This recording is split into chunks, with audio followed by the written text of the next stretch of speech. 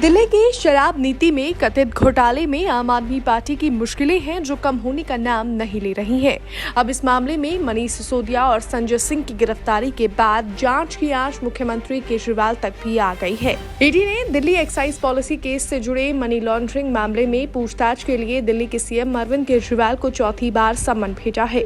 उन्हें 18 जनवरी को एजेंसी के सामने पूछताछ के लिए पेश होने को कहा गया है। इससे पहले 3 बार तलब किए जाने के बावजूद भी केजरीवाल एजेंसी के सामने पेश नहीं हुए हैं। अगर चौथी बार भी अरविंद केजरीवाल ईडी के सामने पेश नहीं होते हैं तो आगे क्या होगा?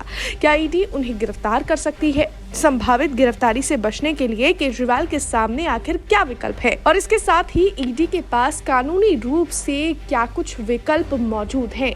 चलिए आपको विस्तार से समझाते हैं। आपको बता दें, इससे पहले अरविंद केजरीवाल 3 बार ईडी के सम्मन को नजरअंदाज कर चुके हैं। सबसे पहले ईडी ने उन्हें 2 नवंबर को पूछताछ के लिए पेश होने के लिए कहा था। जब वे पूछताछ के लिए नहीं पहुंचे तब एजेंसी ने फिर दूसरा सम्मन जारी करते हुए उन्हें 21 दिसंबर को बुलाया। केजरीवाल तब भी नहीं गए। उसके बाद ईडी ने फिर तीसरी बार सम्मन भेज उन्हें इस साल 3 जनवरी को बुलाया था। केजरीवाल तीसरी बार भी ईडी के सामने पेश नहीं हुए।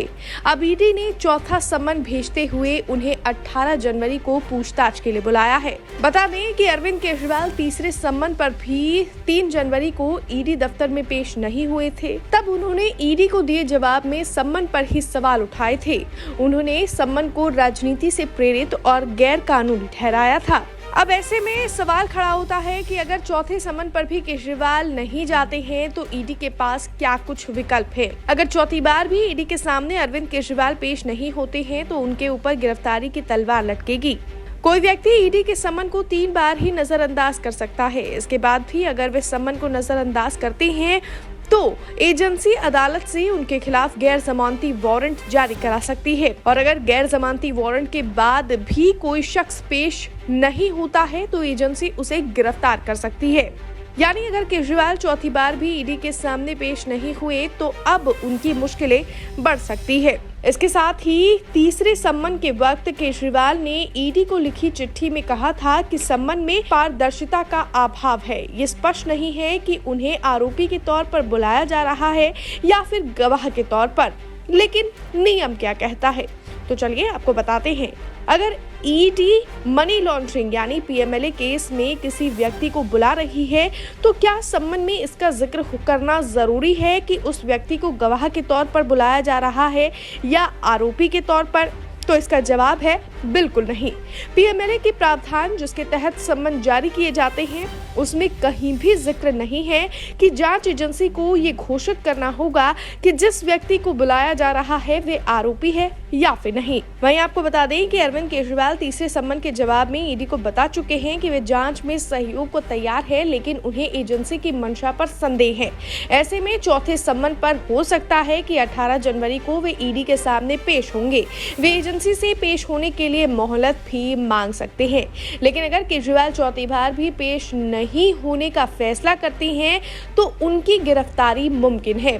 इसे रोकने के लिए अरविंद केजरीवाल अग्रिम जमानत के लिए अदालत का रुख कर सकते हैं। कानूनी रूप से अरविंद केजरीवाल के पास ये विकल्प मौजूद है कि वो पहले ही जमानत के लिए अदालत का दरवाजा खटखटाएं। लेकिन अब सवाल ये भी उठता है कि क्या किसी भी जांच एजेंसी के लिए किसी राज्य के मुख्यमंत्री को गिरफ्तार कर लेना इतना आसान होता है? किसी मुख्यमंत्री को गिरफ्तार करने के नियम कानून क्या कहते हैं? क्या उन्हें गिरफ्तारी से छूट मिलती है या फिर नहीं? वैसे आपको बता दें कि आम लोगों के लिए किसी मुख्यमंत्री की गिरफ्तारी की बात सुनना भी बहुत अजीब अनुभव है। बता दें कि इंडियन पीनल कोड के तहत किसी भी आरोपी पर आरोप साबित होने पर उसे दोषी मान लिया जाता है। इसके बाद उसकी गिरफ्तारी की जा सकती है। ये गिरफ्तारी सिविल और क्रिमिनल दोनों तरह के मामलों में की जा सकती है। लेकिन किसी राज्य के मुख्यमंत्री की गिरफ्तारी के मामले में नियम अलग होते हैं। कोड ऑफ सिविल प्रोसीजर के तहत मुख्यमंत्री को गिरफ्तार करने को लेकर विशेष प्रावधान किए गए हैं। इनके तहत सीएम की विशेष परिस्थितियों में गिरफ्तारी के नियम हैं। कोड ऑफ सिविल प्रोसीजर में इसका भी जिक्र किया गया है कि किसी सीएम की गिरफ्तारी कब हो सकती है और कब नहीं हो सकती।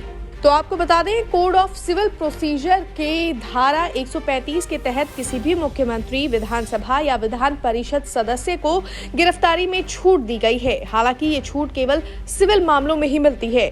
अगर किसी मुख्यमंत्री या विधानसभा सदस्य पर कोई क्रिमिनल केस होता है तो उसे गिरफ्तारी से छूट नहीं मिलती है। दूसरे शब्दों में कहें तो सीएम को क्रिमिनल केस में गिरफ्तार किया जा सकता है, लेकिन अगर सीएम या विधानसभा सदस्य की क्रिमिनल केस में गिरफ्तारी की जानी है तो पहले सदन के अध्यक्ष से मंजूरी लेनी होगी।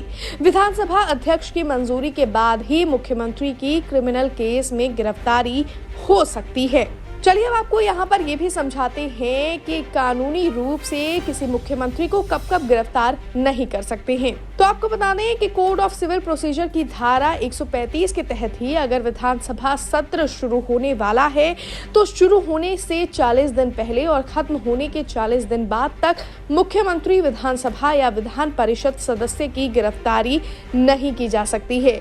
अवधि पूरी होने के बाद सदन के अध्यक्ष की मंजूरी लेकर क्रिमिनल मामले में ही इन्हें गिरफ्तार किया जा सकता है। इसके अलावा किसी राज्य के मुख्यमंत्री को विधानसभा से भी गिरफ्तार नहीं किया जा सकता है।